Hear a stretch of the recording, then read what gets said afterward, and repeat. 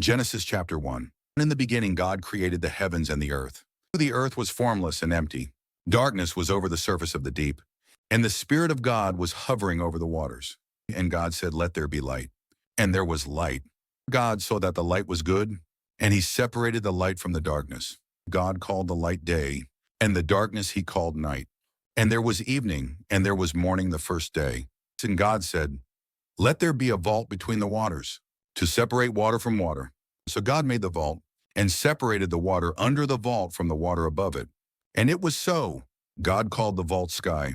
And there was evening, and there was morning the second day. And God said, "Let the water under the sky be gathered to one place, and let dry ground appear." And it was so. God called the dry ground land, and the gathered waters he called seas. And God saw that it was good. And then God said, "Let the land produce vegetation, seed-bearing plants and trees on the land that bear fruit, with seed in it according to their kinds." And it was so.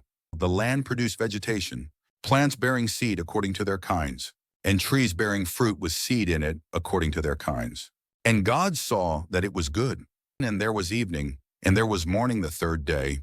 And God said, "Let there be lights in the vault of the sky, to separate the day from the night, and let them serve as signs to mark sacred times and days and years.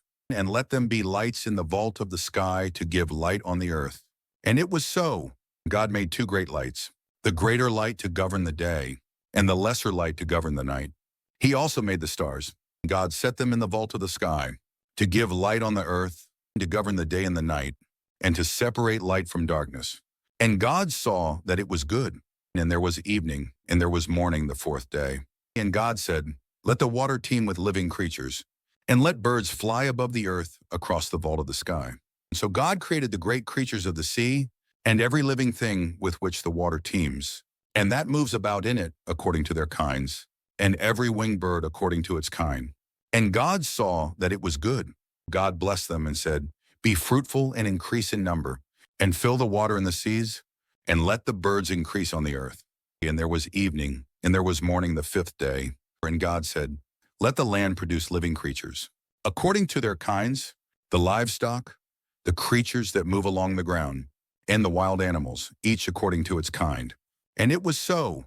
God made the wild animals according to their kinds, the livestock according to their kinds, and all the creatures that move along the ground according to their kinds.